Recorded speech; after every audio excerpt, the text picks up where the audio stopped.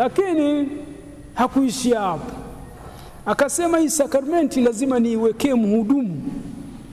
Akatuteulia padri, mtu asiye na familia, ambaye upendo utachukuliwa na familia, mtu ambaye hana watoto wa damu, ambao upendo unaweza kupunguzwa na wale watoto wa damu, lakini mtu ambaye anaweza kuona sisi sote kama watoto wake.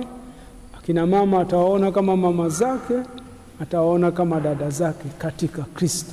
Hivyo hivyo akina baba, akina kaka kama kaka zake, kama baba zake katika Kristo.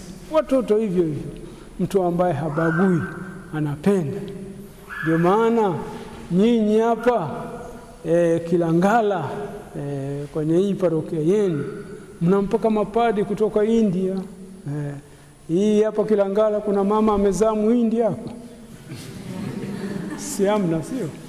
Lakini kwa sababu ya upendo wa Kristo, Wahindi wametoka huko India wamekuja kuhudumia, na nyinyi mnaona uhudumu wenu wa kawaida, hamna cha pekee. Pamoja na wao kwa Wahindi wanafanya misa ile ile aliyekuwa anafanya padri aliyekuwepo kabla hapa, si ndio? Akina baba Makota, akina baba Mihuru alikaa hapa, hapana, alizaliwa hapa. Yeye ni mwenyeji hapa, si ndio? Makota walao ndio waliompokea.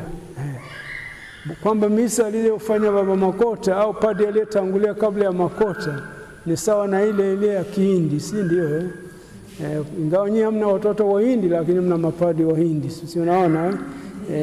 Ni upendo wa ajabu sana, kwamba nyinyi wa Hindi mngewaona wapi?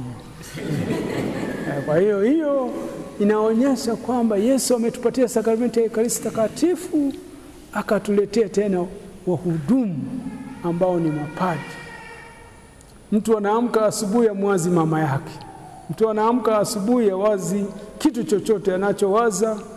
Leo Kitomanga wanasemaje? Mchinga kuna shida gani?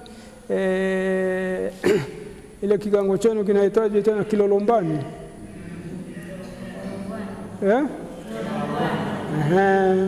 Na ile nyingine tena karibu na Kilombani inaitwaje? Akiwaza anasema kule kuna mgonjwa leo akiamka.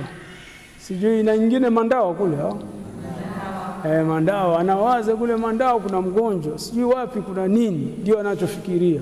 Hafikirii kitu chochote. Hapa sekondari kuna nini, ndio anachofikiria.